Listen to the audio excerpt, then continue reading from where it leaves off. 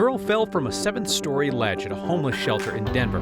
Now we know why the family put themselves at risk. Conservative media claimed a dangerous man was being turned loose in Colorado. He's not. But the case does raise questions about how the state deals with the competency of people accused of crimes. Hundreds of old oil and gas wells were deemed safe based on bogus information. Now there's a criminal investigation. Congressman Gabe Evans used his family's story to justify mass deportations. New reporting says Evans' story wasn't true. And as tens of thousands of acres in western Colorado burn, together we're going to fund wildfire mitigation work across 6 counties. Because when Colorado faces challenges, you don't just watch on the news and say, too bad. Not when we can do something. Because this is next. Ever since a girl fell off a 7th-story ledge at a family homeless shelter in Denver, we've been trying to figure out how it happened. We learned the building's old owners took the railings off the balconies, that the city had tried to lock down the sliding glass doors. The Salvation Army, who runs that shelter, had been warned about that particular risk. And now we know why the family had their door open despite the danger outside. They told detectives it was because of the unbearable heat in that homeless shelter. Here's Marshall Zellinger.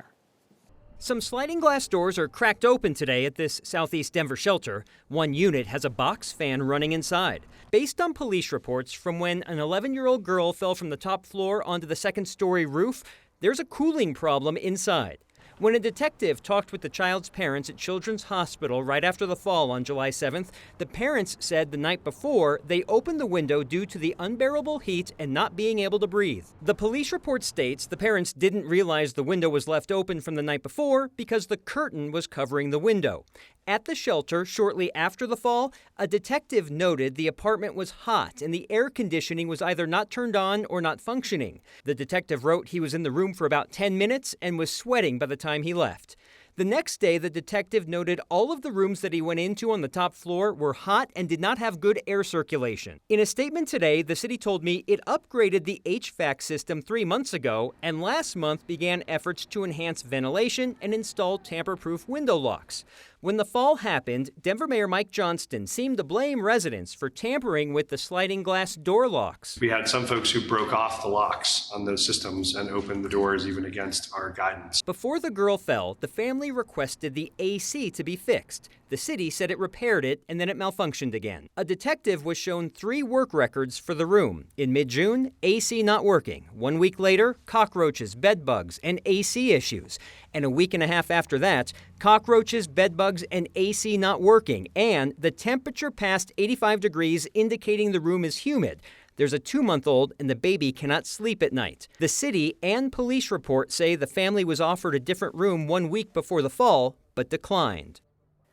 When the issue was just door locks, not heat, we asked the Salvation Army for documentation of how it notified the city to fix the doors and the door locks. We never got that documentation. Well, a worker told a police detective, and it's notated in the police report, that rooms are checked weekly, but there's no record of who checks the rooms and there's no paper trail unless there's a violation. And that communication with the city is by phone, sometimes email or text. Well, they can send us those emails or texts like you've asked for. We'd be happy to review those to make sure the stories line up. How's a girl doing? Right, she fell, 4.5, 5 stories. I talked to a family attorney for that family today. She's still in the hospital. The report references several broken bones, a couple of legs, face fractures, but that she's recovering slowly, still in the hospital. All right, Marshall Zellinger, thank you. You ever see one of those game shows where the contestants have to agree that they will each take home less than what some of them could win in order for all of them to go home with something?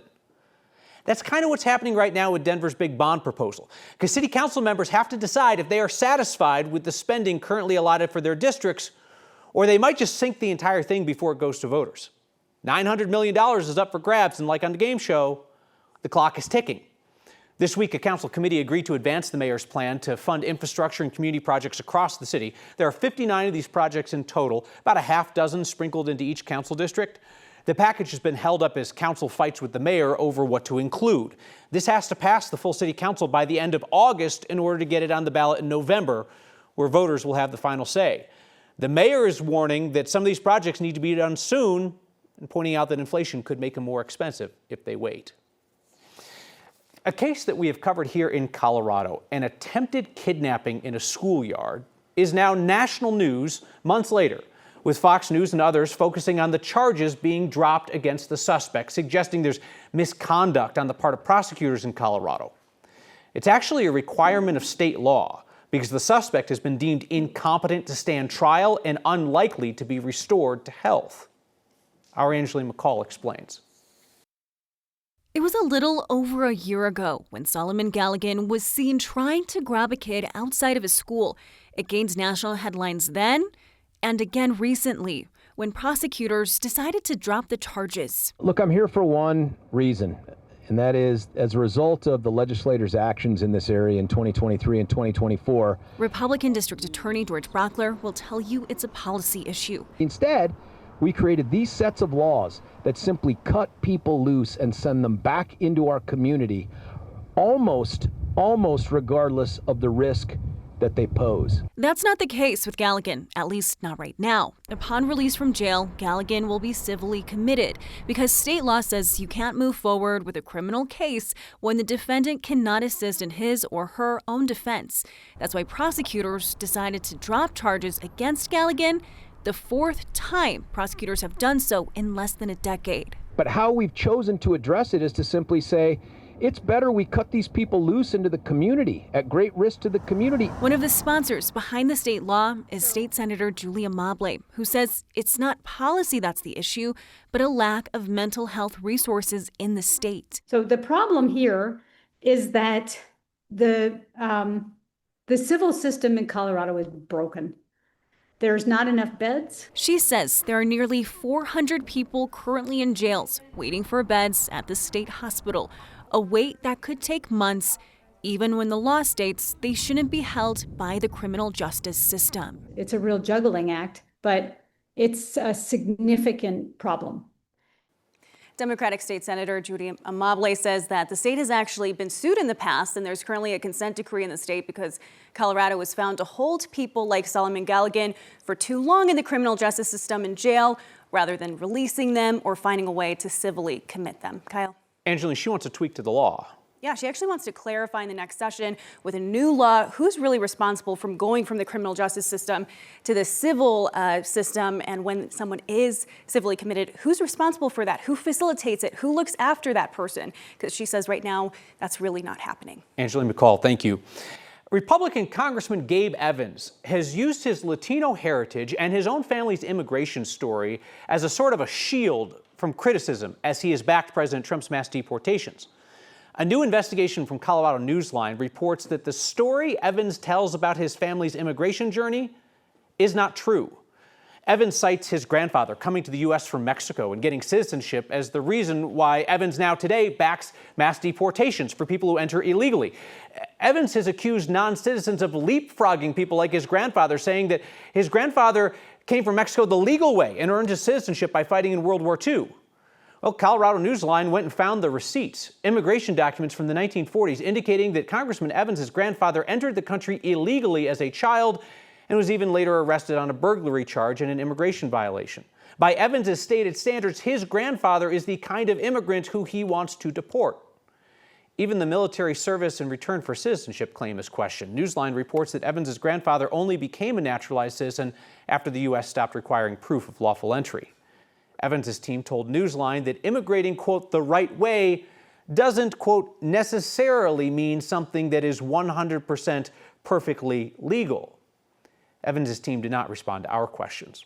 You can find a link to the full lengthy Newsline investigation on the next social media pages and on the recommendation section of 9news.com.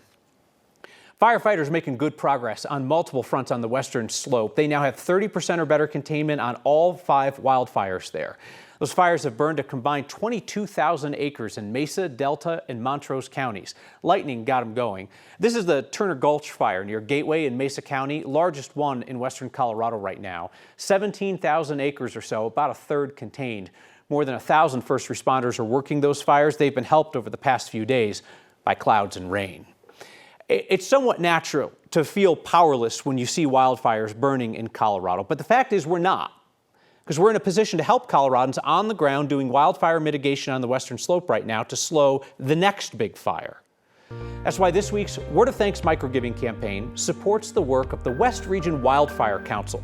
That nonprofit offers technical guidance and funding to help landowners do wildfire mitigation, clearing fuels, creating defensible space, and hardening their homes against fires. It's about keeping the next small fire from becoming the next big fire, taking homes with it, and possibly lives.